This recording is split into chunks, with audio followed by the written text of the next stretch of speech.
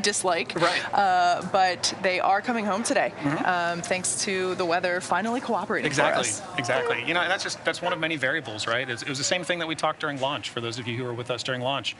And Kate mentioned earlier, everything is very choreographed for all these operations, whether it's launch, on orbit, their time on orbit, or coming back home.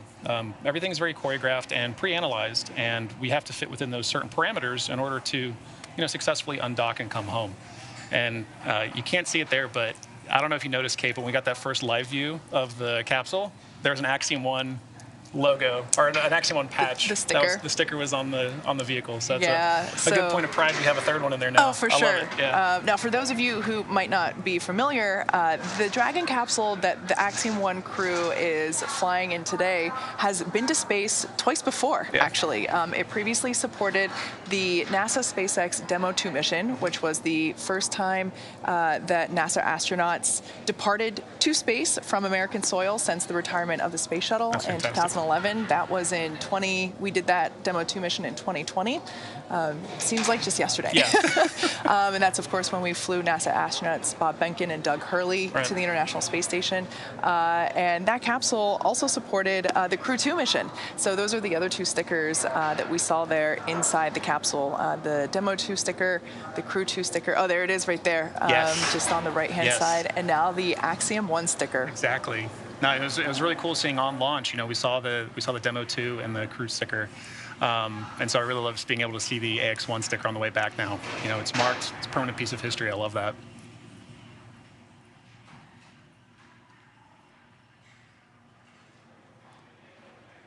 Now, at this time, I am able to confirm that we have had claw separation and trunk separation. So that is super exciting. Once again, we do that in order to expose the heat shield. So that is another physical change to the capsule itself.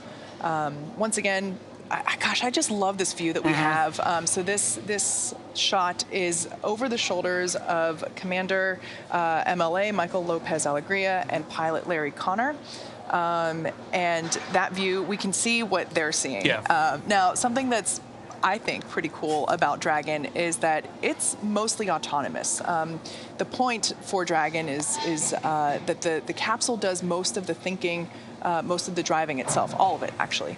And while the crew has the ability to back up the systems if necessary, the Dragon flies itself for the most part. And I just love being able to see what they're able to see there. The view that we saw was an indicator of which thrusters are firing. So the thruster number will light up once we get that view back again. But it's super exciting to see just the controls that they have, and man, just to be up there and think, we're going home today. Yeah, exactly. Well, and I think what's really interesting, too, is, MLA mentioned before his flight how excited he was, particularly about the Dragon capsule. He's flown in shuttle, and interestingly enough, he has flown on the shuttle Endeavour, right, on STS-113. So going from something like shuttle to what the Dragon capsule is, it's a completely different experience, but he can compare those two systems and see how far the vehicle development has come since his days in the shuttle, and something autonomous like that, but you still have good controls into. He seemed really excited about it. Yeah, I mean, I could imagine. Yeah. Being able to say that you've been to space not once but multiple times and in different vehicles, that's quite an accomplishment. It really is, yeah. Yeah, and I can only imagine what the training was like for it too. The last time you had trained for something like the actual cockpit you'd be in, it was a shuttle, completely different. I've gotten to go inside shuttle cockpit trainers, and it is intimidating. Not being a pilot myself, but loving systems and being able to geek out on the switches, that was overwhelming, But then we got a chance to go sit and see the Dragon training capsule after launch, and I was astounded at the simplicity of it. But it, like you said, crew has the ability to interact with the system when they need to, and that's the important thing. Yeah. Now there's a view, once again, inside Dragon Endeavour with our Axiom 1 crew. They undocked from the International Space Station last night. They are now preparing for a re-entry through the Earth's atmosphere. We're targeting a splashdown outside Jacksonville is our primary launch site today. And for those... All right, so I have confirmation that deorbit burn has begun. Fantastic. You can actually see on the screen there on the right-hand side, so that would be in front of pilot Larry Connor's view. On the right-hand side, you can see which Draco thrusters are firing. So this deorbit burn lasts about 10 minutes. And within the last 10 minutes, Dragon jettisoned its trunk and initiated the deorbit burn just a couple minutes ago. Like I said, this burn lasts about 10 minutes. And this is the last time that we'll use those 4 forward Draco thrusters. So those are the Draco thrusters that are on top of the capsule. Dragon has not yet entered the Earth's atmosphere. This deorbit burn is what will line the vehicle up and put it on its final trajectory for the landing site, which, like I mentioned, is outside Jacksonville, Florida, in the Atlantic Ocean. Right now, our crew are using their screens to keep tabs on that burn duration, Draco thruster firings, like as we saw, we saw those flashes of which Dracos were firing, and trajectory details like entry angle, capsule perigee, and how much distance remaining until the deorbit burn finishes. So important information to have. Dragon is flying itself, as I mentioned, so all the crew has to do is stay strapped in their seats and keep tabs on things. Now, once it's time for our crew to splash down back on planet Earth, they'll be heading to one of 7 targeted sites supported by SpaceX. All of these sites are located either off the coast of, or all of them are located off the coast of Florida, either in the Gulf of Mexico or the Atlantic Ocean. Spreading out the supported sites across multiple locations helps to actually maximize the return opportunities for this mission and future crews, lowering the chance that we'll have to wave off due to bad weather. So for those of you following along, you'll know that the high winds have been quite the challenge for us the last couple of days. But today, the weather is looking great for Dragon's return to Earth. Since Dragon is capable of splashdown on either side of the Florida Panhandle, we have 2 identical and fully equipped recovery vessels ready to support, one in the Gulf of Mexico and the other in the Atlantic Ocean. Right, and in the lead up to today, SpaceX has selected primary and alternate splashdown locations off the coast of Florida, like Kate was mentioning. The selection process takes into account a lot of different variables, including what landing sites are available and which have favorable weather.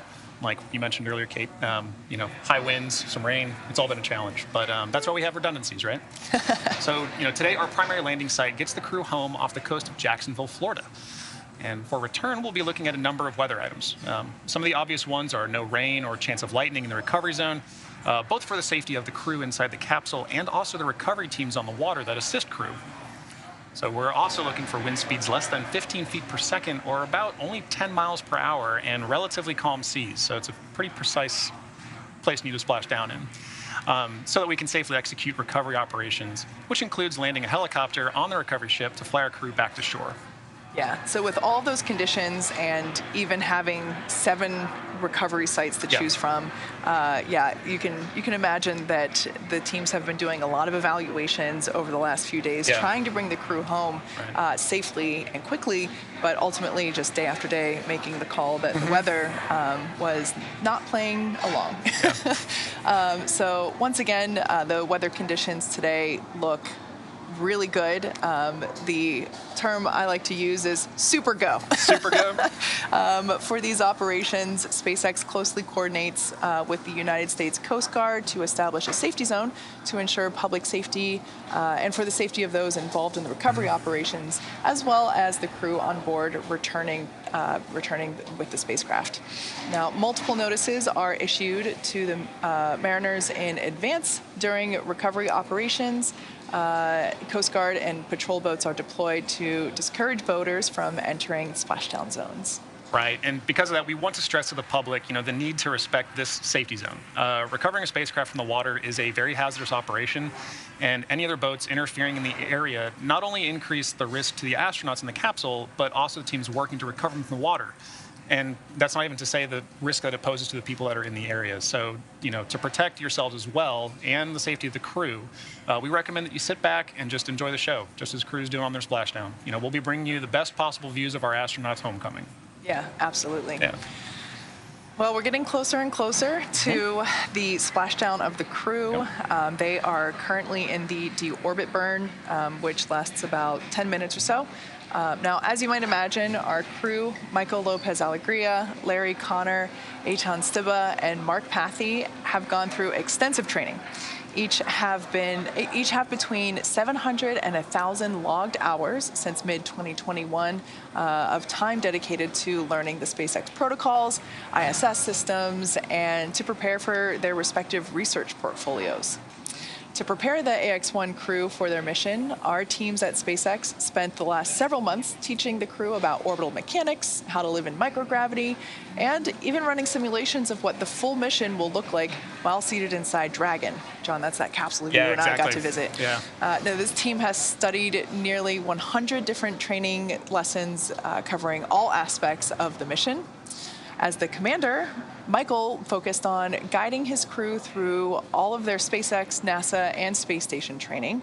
Our trainers have told us that he demonstrated exemplary leadership in building a cohesive crew that can tackle any problem they're given and work together to solve it through effective communication. Now, as the pilot, Larry spent time developing his technical and operational skills as a first-time flyer in order to build a foundation for piloting Crew Dragon. Larry also served as the translator for his mission specialists, breaking down the technical data for his crewmates. Right, and as mission specialists, Eitan and Mark spent a majority of their training becoming proficient in operating equipment, interfaces, and a suite of other tools at their disposal to support their crew members throughout the ascent, rendezvous, and return portions of this mission. But their training didn't stop there.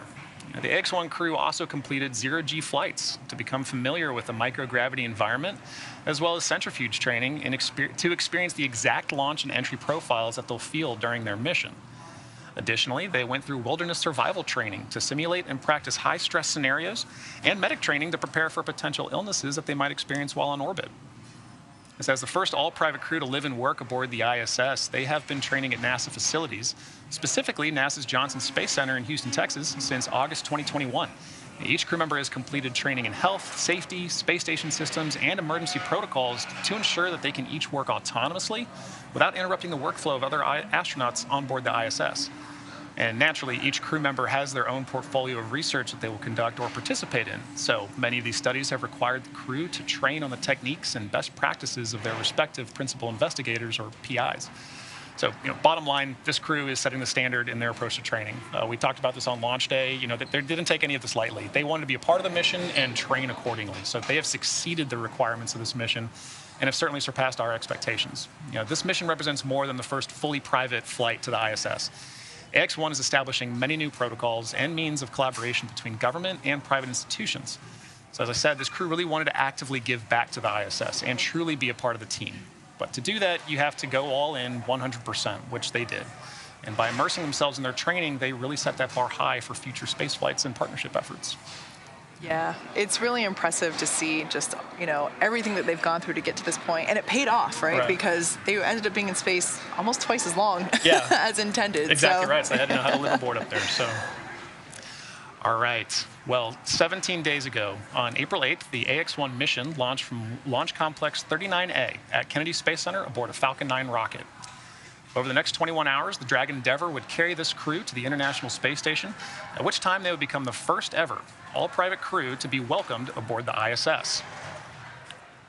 Now, of that four-person complement, this journey to space was a first for Larry Connor, the first private pilot to reach the ISS, Mark Pathy, the second private Canadian astronaut and 12th Canadian to go to space, and Eitan Stiba, the first Israeli to live and work aboard the ISS. And there you can see the crew that was welcomed aboard. Larry there in the cupola doing some Earth observations. And Mark and Eitan, again, as mission specialists. So the key mission objectives for AX-1 have always been scientific research and outreach, primarily. Performing meaningful science while still taking the time to communicate out the impact and application of that research. So space-to-ground events with various institutions allowed a wider audience of students to hear firsthand how on-orbit science directly impacts us back on Earth. And including that, Earth observation activities from the ISS cupola not only provided opportunities to study planetary biology and weather systems, but also allowed crew time to reflect on who we are and where we ultimately come from. But with 10 days scheduled aboard the ISS, not a lot of time, the crew wanted to bring as many people along for the ride as possible. inviting people aboard to see how they lived and operated, how food is prepared and managed. You can see there, looking at some of the meals. Calling to order international scientific committees.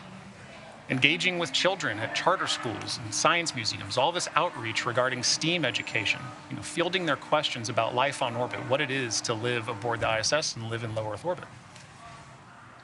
And occasionally, in Eitan's case, even speaking with national leaders. Mark was also able to speak with First Nation students about the purification process of drinking water in space.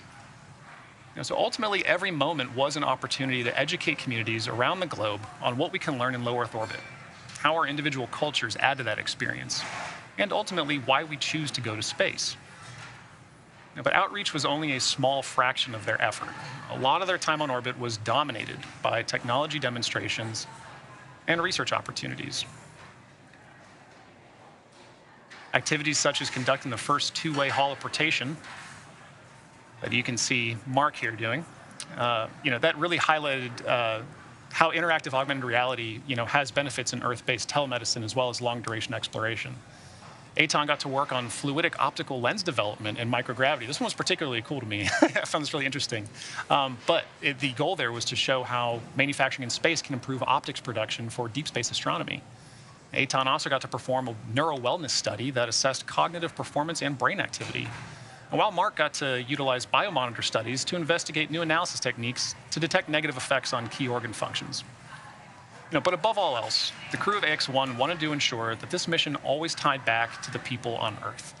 That somehow, in addition to the significant amount of research performed, the mission ultimately remained grounded in its ability to connect the dots between home and low Earth orbit.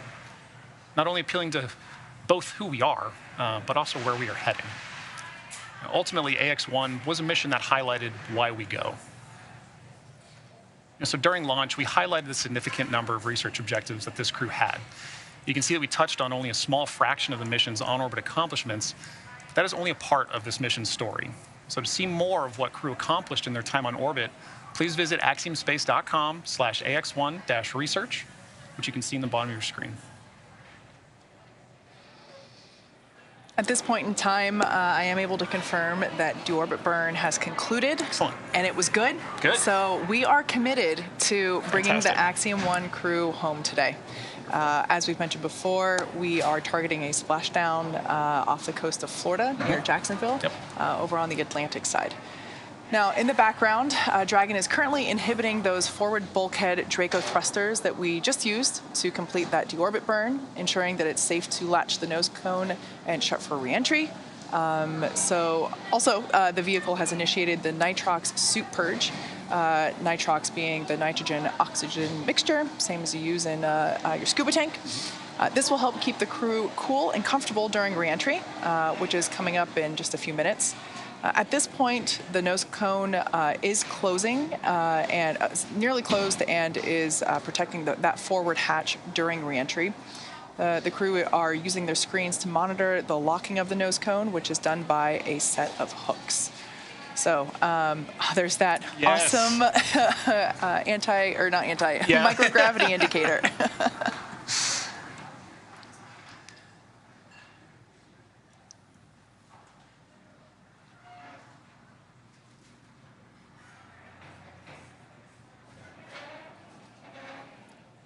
Kate, you were mentioning earlier when we could see over the shoulder of MLA and Eitan, or MLA and Larry, excuse me, when we were looking at their screens, you could see, those Draco thrusters firing. Last night I got to watch a bit of the undock, and because it was during a night pass, you really got to see those Draco thrusters firing at night. Sure, that was really cool. So I like that you get to see it on the screen too. Yeah. Yeah.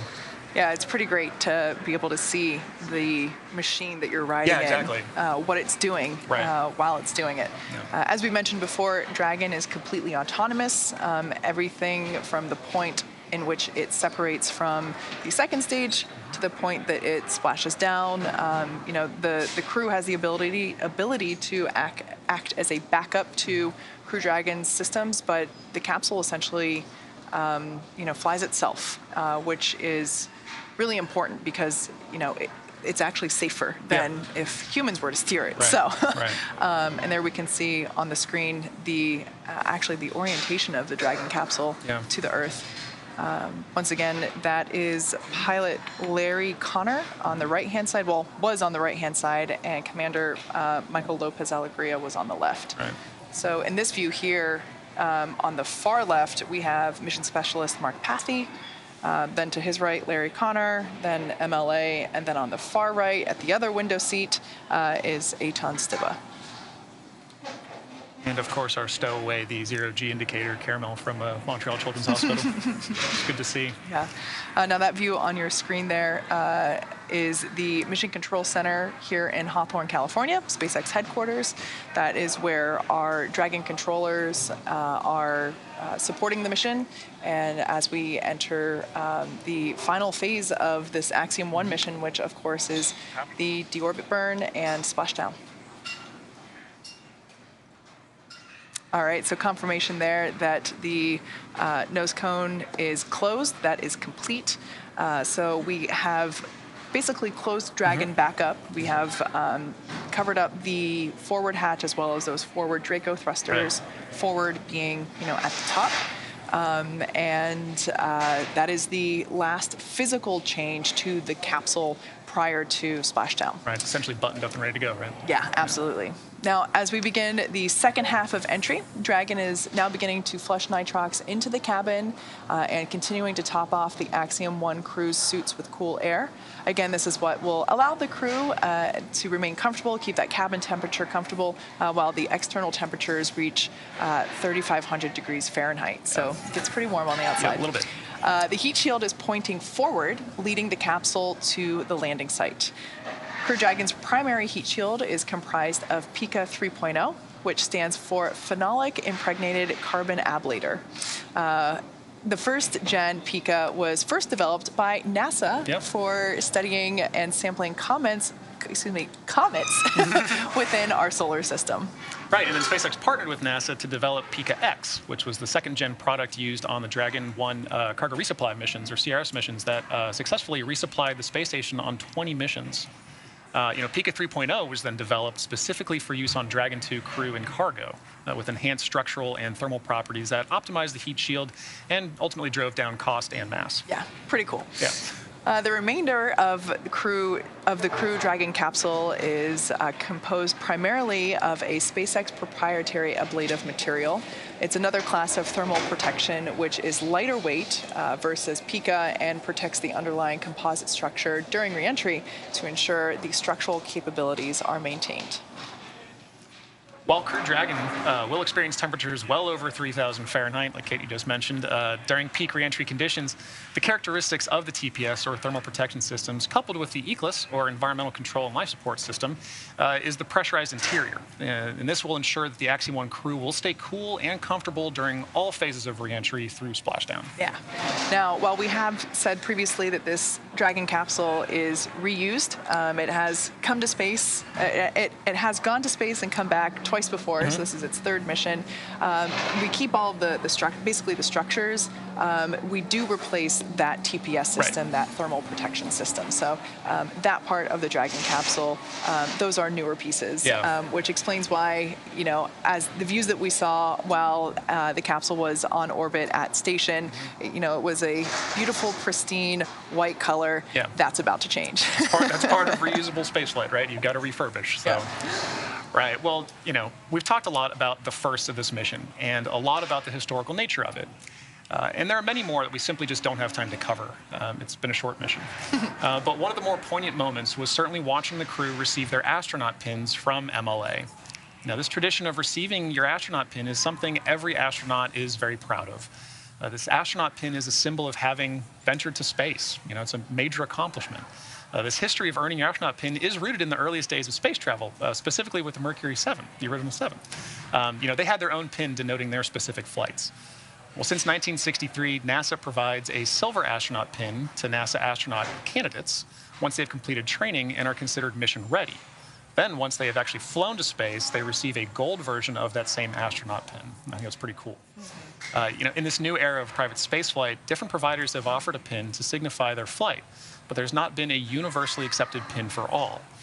The Association of Space Explorers is an internationally recognized association that has kept a registry of all who have traveled to space. This registry separates all space explorers into classifications. Suborbital for those who fly up and right back down, passing above 50 miles as they fly, and orbital for those who fly above 50 miles but also around the Earth.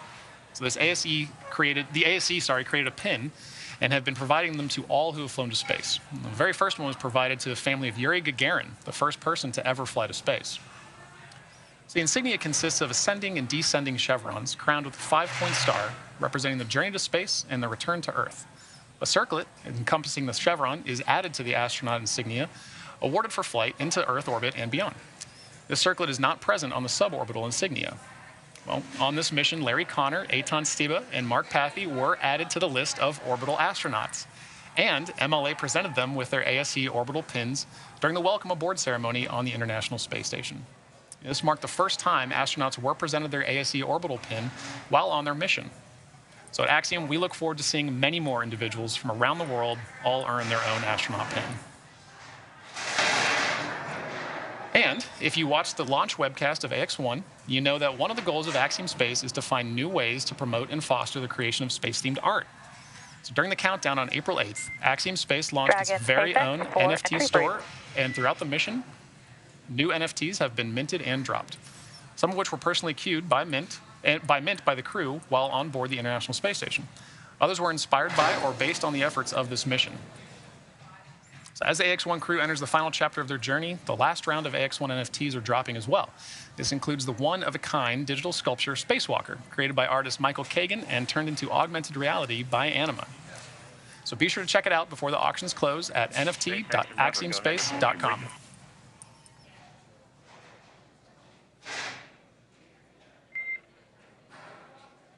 Copy that.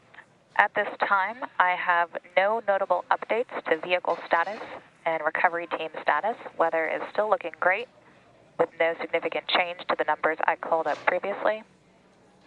I don't believe you have the blackout start and end times, so I have those available for you when ready to copy.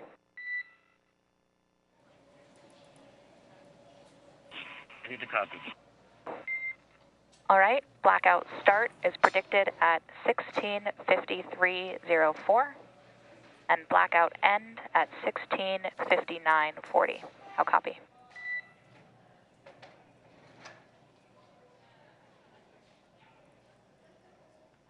I copy start 165304 and end 165940. Good copy.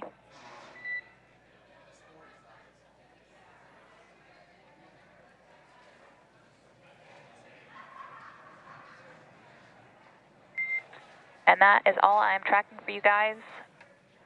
Let me know once you guys have visors down, restraints tight, and tablets secured later in the timeline. We will do so. Thanks, sir.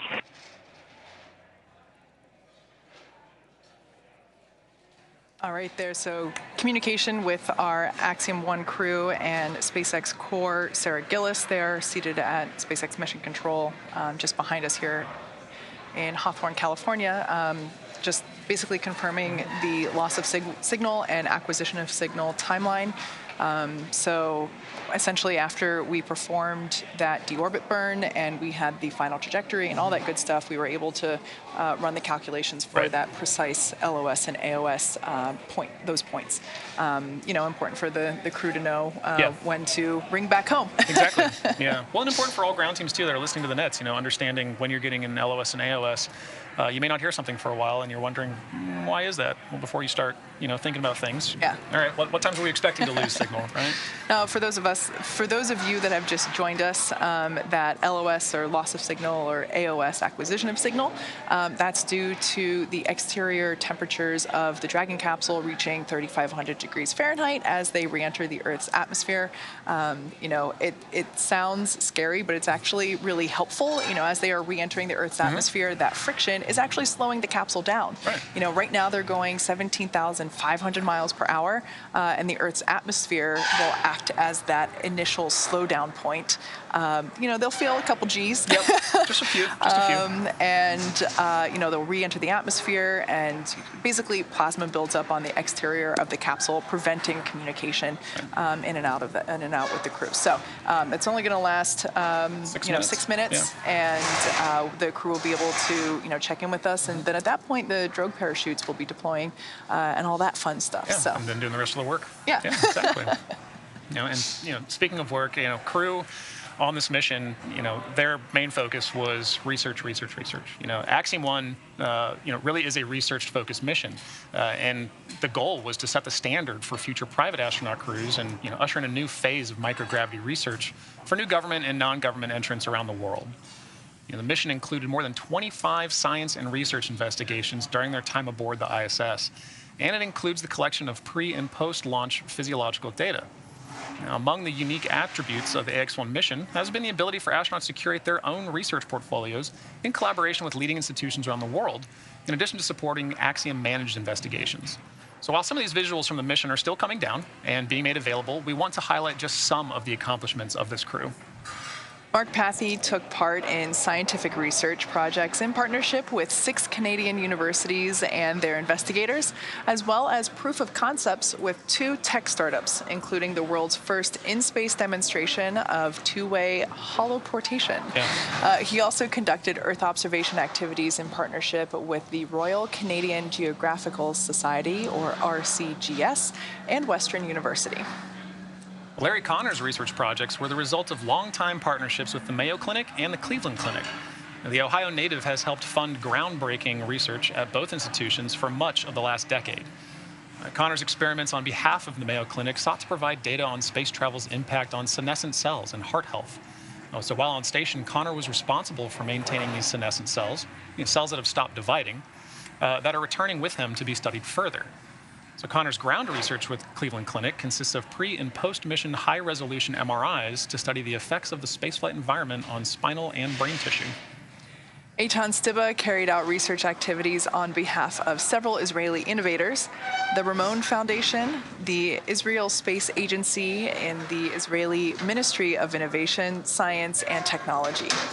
During his mission, named Rakia, he facilitated scientific experiments and conducted educational and artistic activities to connect the younger generation in Israel and around the globe with the values of peace, innovation, and social responsibility. His research projects include testing radiation, personal protective equipment, as well as studies into astronaut eye health, cognitive activity, and much more. In addition to the crew-curated research portfolios, Axiom Space collaborated with a variety of institutions to conduct several science investigations. Demonstrations ranged from Tesserae, a self-assembling technology for satellites and future space habitats, to the JAMSS JAMS photocatalyst, an air purification technology, and included research studies on modeling tumor organoids, a cancer stem cell study, and participating in the ongoing efforts of the Translational Research Institute for Space Health, also known as TRISH, which calls for pre- and post-flight collections of physiological data. So MLA helped facilitate these Axiom-managed studies, as well as conducting several outreach events. So more information on the incredible works performed by this crew while on the ISS can be found at axiomspace.com/ax1-research. Missions just like this one will open the door for new countries around the world to pursue and participate in the benefits of human spaceflight. Exactly. And to that end, at Axiom, we are hard at work building the next destination in low Earth orbit.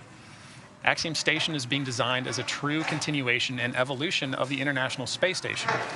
So much gained over the last 20-plus years. Axiom's goal is to build upon the successes and lessons learned over that time while bridging the gap between the ISS and commercial spaceflight.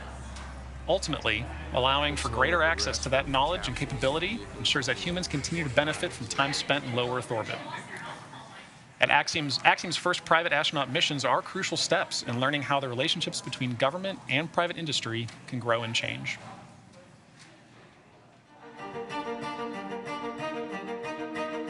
The International Space Station is really an amazing engineering achievement. In the last 21 years, there's been permanent human presence in space. We've slowly progressed from capsules and vehicles that visited for a short time to places like Skylab, where we ultimately did a 90-day mission back in the 70s. Now we're on ISS for a year or more. And now it's time for the next space station. Axiom Space is about making living and working in space commonplace. The government has forecasted a demand for flying NASA crew members to low Earth orbit to conduct basic research and furtherance of their goals of deep space exploration. Then we also want to expand what can be done in space. 15 years from now, 20 years from now, we're going to be surrounded by objects that we can't live without that were manufactured in space. Today, we are in the process of building our first two elements. We have subsystems in development. We have a full lab of life support hardware that we're putting through its paces. We are building a propulsion system. It's a lot of those details in developing a space station. You know, the first two modules are being built by our partner, Thales Alenia, and we're heading to what is called CDR, which is a critical design review. That really means that 90% of the design is done, and then you're ready to go to manufacturing. So HAB1 is that first module. It has 4 crew quarters, it has payload accommodations, and it has all of the systems required to keep crew healthy and alive. So the plan is we'll fly 4 separate modules to the ISS. When we arrive with the 4th module, it'll have what we need to be independent of the ISS. So a lot of thought went into how do we allow it to grow. When we look at the future, we have thoughts on how we could double the number of crew every 5 years. There's a lot of excitement here about the AX-1 mission. Everyone understands that it's a very historic mission. We are just so excited to be part of that and having our people enable this historic moment. The AX-1 mission provides us the opportunity to refine our flight techniques and operations concepts in order to meet the higher complexity of operating a space station in orbit. That moment where we're captured and birthed to the International Space Station will be a moment that defines how we move forward as a species in low Earth orbit. This will be really the first time a fully commercial element has been part of the complex. Axiom Station is going to allow humanity to be a multi-planet species.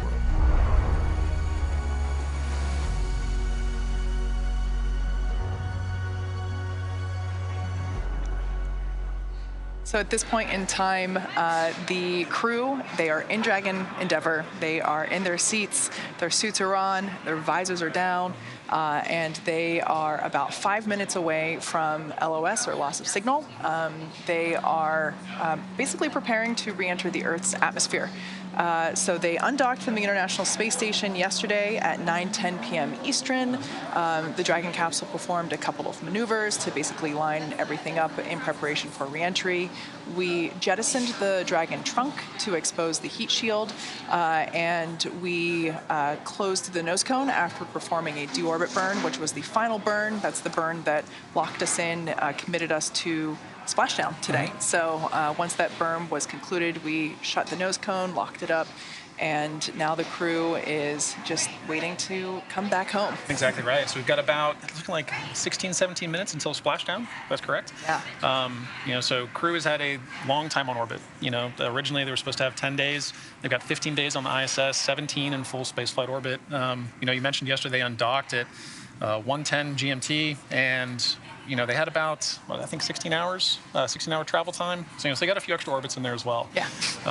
They've had a few extra everything on this mission. Exactly right. But they've been making the most of it, They went into this mission with a huge suite of research on their plate. And I think that extra added opportunity that extra time, just highlighted, if we have opportunities up there, we want to learn more, right? We just saw in the video, what we're trying to learn from this mission really is, how do we all work together to continue this amazing experiment that has been sustained low Earth orbit for 20 plus years? One of my favorite things at Mission Control at Johnson Space Center is the ISS mission elapsed time.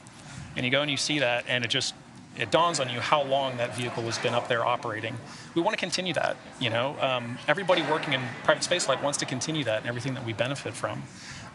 So seeing that video, you know, us talking about, you know, the vehicle coming home, seeing the multiple patches inside the Dragon today, it's all part of that story. Yeah. It's all part of that mission. So even if that mission is 10 days or 15, we get a lot out of it, and we learn a lot from it. So yeah. Now, for those of you that have just joined us or might not be familiar with, you know, what the Axiom crew has been up to, they did launch on, when was that? April 8th. The mission was initially intended to be an 8-day mission. It ended up being 15 days. Right. So if you 15 days on station, total of 17 days on orbit.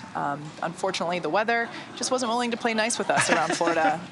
As we mentioned before, we have 7 recovery options around Florida, both on the Gulf side and the Atlantic side. And we take into account lots of different things: lightning possibility, precipitation levels, wave height, wind speeds, all kinds of things to make sure that the crew as well as the recovery teams are safe for the operations. And unfortunately, we just haven't been able to pull that off for the last week, even with those 7 options, those 7 locations. So fortunately, you know, as I mentioned before, we are fully committed to splashdown, having performed that final deorbit burn. We are intending to splash down off the coast of Florida on the Atlantic side near Jacksonville. And the weather is beautiful today. We are super go with our weather conditions. There's that term. We're waiting for the super go. Yeah. So we are expecting loss of signal to begin around the 53-minute mark, which is now. So waiting to hear on the nets the call out for that. Once again, the crew are expecting this. You know, this let's see, 6-minute LOS period. Wait, that's not 6 minutes. Yep. Yeah, there we go. 6 minute LOS. And yeah, so totally anticipated. Every crew that we have brought back down to Earth has gone through this. At that point in time, the capsule is re-entering the Earth's atmosphere. It's actually using the friction provided by the atmosphere to slow the capsule down prior to the drogue chute deployment. You know, the crew is currently was going 17,500 miles per hour. You know, that's the velocity, the speed of the space station. And so the Earth's atmosphere actually acts as that initial slowdown period. Right, that's the drag that we get to help slow it down efficiently. Absolutely. Right. So once we get through the atmosphere, the capsule's then going about 350 miles per hour, at which point we deploy through 2 drogue parachutes, which provide initial slowdown as well as stabilization. And then after the 2 initial drogue parachutes are deployed, we get the 4 mains, which are those orange and white parachutes that are very iconic, super noticeable, and we are hoping to, you know, to have all of that, views of that soon. But right now, the crew, they are in an expected loss of signal, and we expect this to go on for a few minutes. Exactly right. Yeah, at this point, they're just suited up and kind of waiting. Right. Dragon's doing all the work. Crew is monitoring, obviously, and you know, following along for the ride. But they are suited up. They are visors down, and they are waiting for splashdown. So there on your screen, you can see Mission Control Center here in Hawthorne, California, you know, just right behind John and I. And the crews there are monitoring the telemetry and everything that we can track on Dragon. As we mentioned before, that communication, you know, that's not an option because that heat shield is slowing the vehicle down significantly. The external temperatures of Dragon reach about 3,500 degrees Fahrenheit. There's plasma building up on the side of it, and so that's what prevents the ability to really get any telemetry or communication from the capsule at that point in time. But we will hopefully be able to get views of the capsule. Well, of course, we'll bring that to you as we have those available. The first shot might be a thermal shot. That's what it has been in the past. Well, when you heat it up to 3,500 degrees, it's a little easier to see. Yeah, on a thermal infrared's going to camera, catch that for sure. But at this point, you know, the crew is they're in their seats, they're buckled up. I think it's about 4 Gs that they experience during the re-entry period, but it's, you know, they've trained for it. Exactly. It's about the same as they experience throughout liftoff as well. Yeah, exactly. So as I mentioned before, at this point we're in that communications blackout period, lasting about 6 or 7 minutes due to the formation of plasma around the spacecraft. During this time, no vehicle telemetry is received by mission control or the recovery team, and no external commanding of the vehicle or voice communication, as I mentioned, is possible. Now, as a reminder, Dragon is designed to fly itself and continues to autonomously use its Draco thrusters in order to orient itself during re-entry. During re-entry, the vehicle will be slowing down from its orbital velocity, which, as I mentioned before, is about 17,500 miles per hour, down to about 350 miles per hour. And the top temperature that Dragon will experience upon re-entry is 3,500 degrees, which sounds toasty. I always like to say that we get a toasted marshmallow back from space because that white thermal protection system, or TPS, as you hear us refer it to, you know, it does get toasty, but the crew, they're comfortable, right?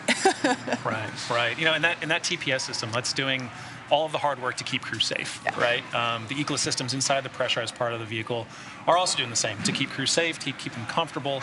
But those two systems have a very, very important job to do.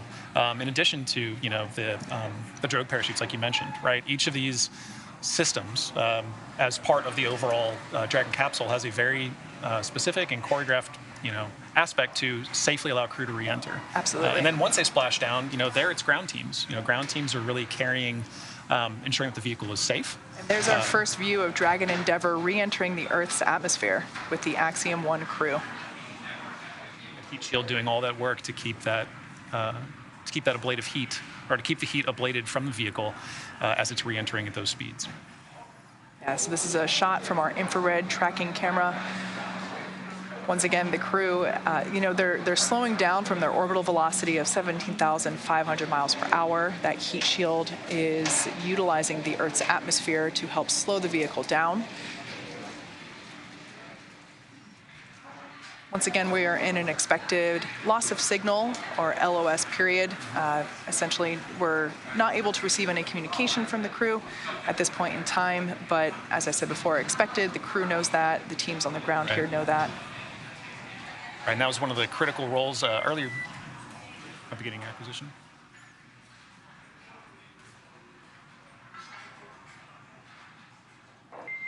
Dragon SpaceX comm check. Loud and clear, Sarah. Crew's doing fine. Copy that. Great to hear from you.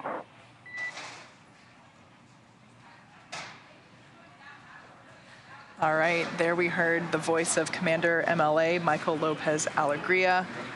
They're just confirming that the crew, they're doing good. Right on schedule, too. Yeah. As we mentioned before, the external temperature of the capsule is about 3,500 degrees as it, you know, makes its way through the Earth's atmosphere, but the crew, they're comfortable inside. Dragon, you can expect automated parachute deploy at standard altitude.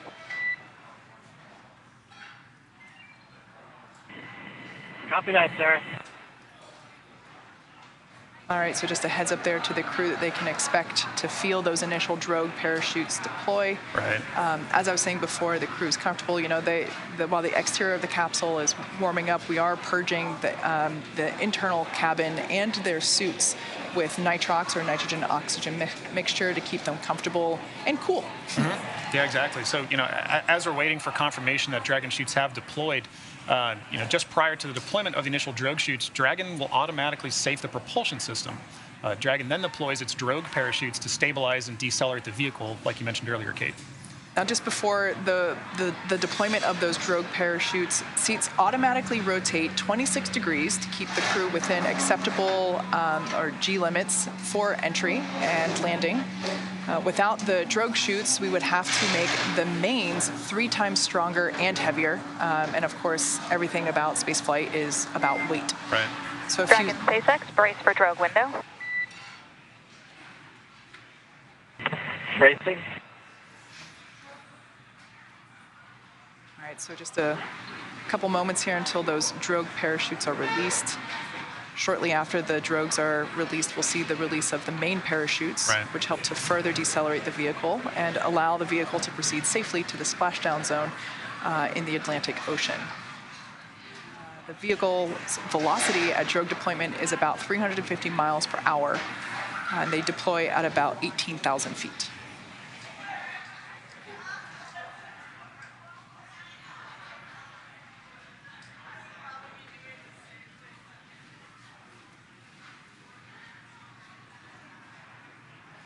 From that deploy, it's a pretty quick succession of events, right? We deploy the drogues very quickly after. There we go. We're seeing the drogues deploy now. Live view from onboard Dragon Endeavour of those drogue parachutes. Capsule's going about 350 miles per hour. Nominal ascent rate for 2 healthy drogues.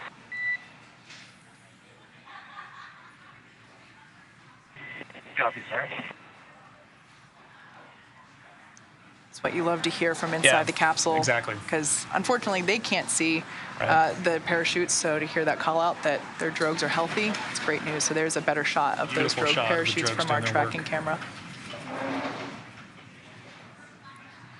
You know, and having that single voice of the Corps, talking to crew, letting crew know that they're going into a planned LOS, and then coming back. All right, there's the 4 mains deploying.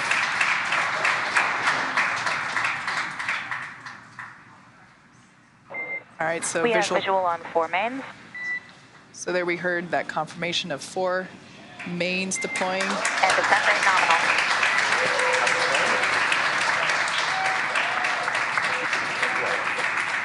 Gorgeous shot of those 4 main parachutes.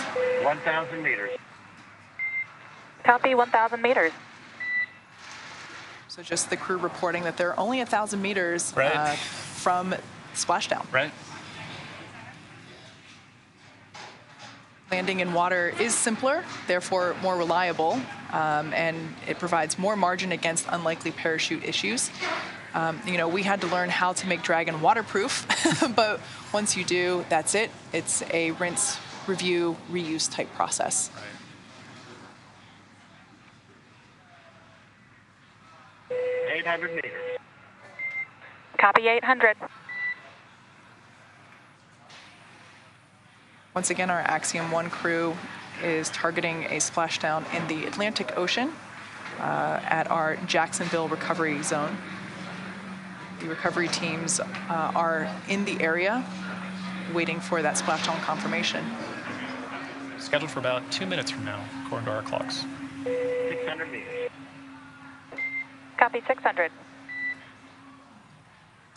So we can see that capsule there, as I mentioned before, you know, when we saw it on station and of course during launch, it was pure white. Right. It is no longer. Right. We now have really a beautiful shot of that toasted marshmallow. You know, that thermal protection, those thermal protection systems, you know, keep the crew safe.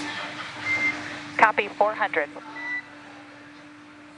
And like you said, you know, that's a testament to the design of the vehicle doing exactly what it was designed to do and what it has to do it safely. And like you said, rinse, reuse, right? It's all part of reusable spaceflight.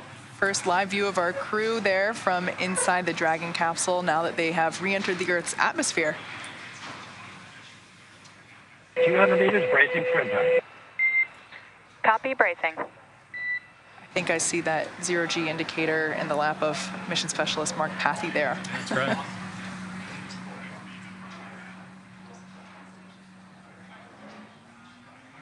The crew is looking comfortable in their view that we saw there, ready to splash down just a few moments from now.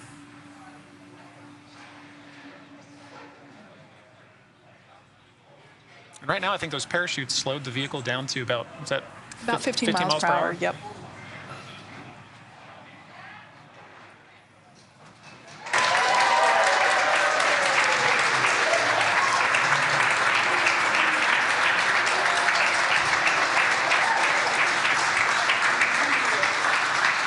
As you can tell by the cheers behind us, we can confirm that the Dragon capsule with the AX-1 crew has splashed down.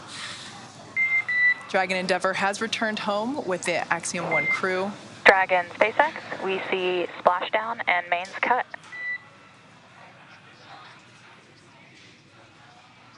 We concur.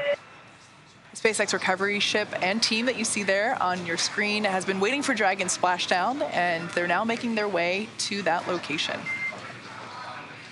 On behalf of the entire SpaceX team, welcome back to planet Earth. The Axiom 1 mission marks the beginning of a new paradigm for human spaceflight. We hope you enjoyed the extra few days in space, and thanks for choosing to fly with SpaceX.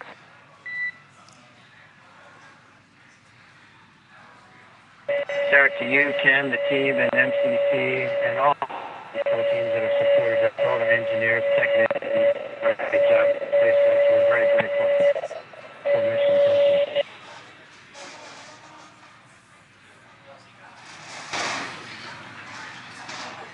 All right, well, good calls there from MLA and Core. And we copy all. Crew excited to be home.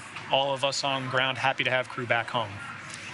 Now, the teams have been ready and waiting for about 3 nautical miles away, so it's going to take them about 30 minutes to make their way to get the crew inside Dragon.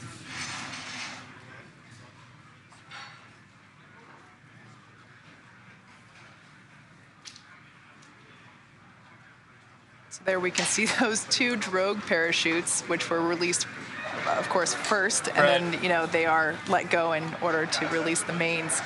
That's what we see making their way back to Earth as well, of course. The whole system comes back. Yeah.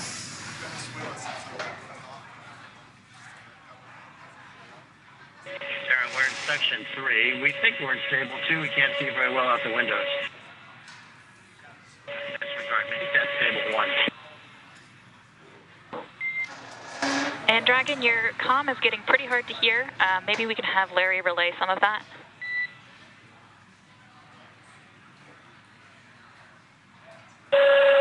Yes, Sarah, we're just confirming we've got fog freezing on the windows that we are in stable 1. Certainly feels like it appears to be. Copy that, Larry, and can confirm we'd see stable 1 as well.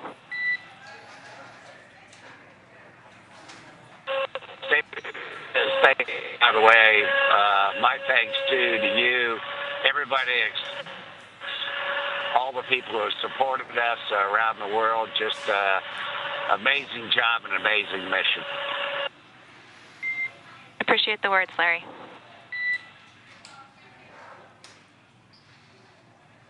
So that was our pilot, Larry Connor, also just expressing his thanks. Now we can see the Dragon capsule. So I just want to, kind of inform a little bit about what those calls were. So we heard the crew basically wanting to confirm stable 1, stable 2. So that's basically just the position that the capsule splashes down in.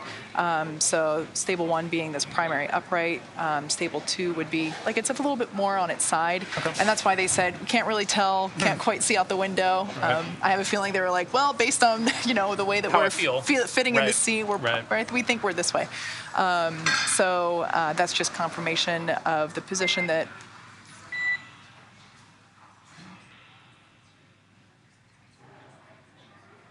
false Quindar tone. Yeah, false Quindars.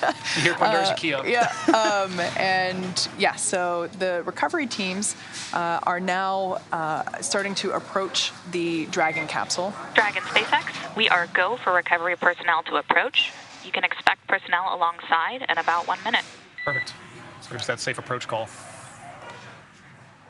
Understand. 1 minute.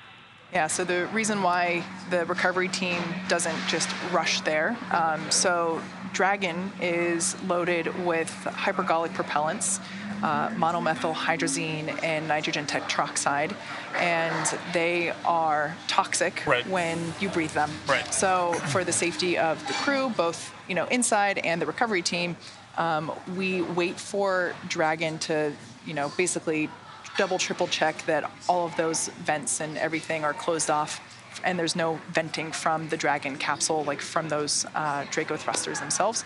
So that's what that communication was in terms of making sure that we got the okay from the capsule, Right. and then Mission Control gave the okay to the recovery team.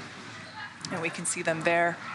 There will be an individual that actually climbs on top of the capsule, and they are placing the harnessing and The rigging essentially yeah, for hoist? Exactly. Okay. The equipment that's required in order to lift Dragon onto the recovery vessel.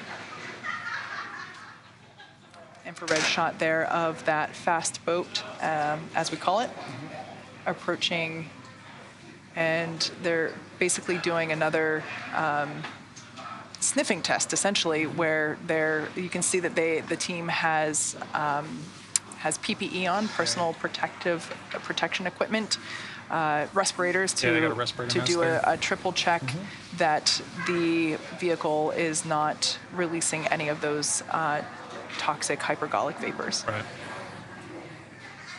As we mentioned earlier, this is a very coordinated maneuver, right? The weather has to be right. The area has to be clear. We mentioned how it's important that, other people are not in the area because this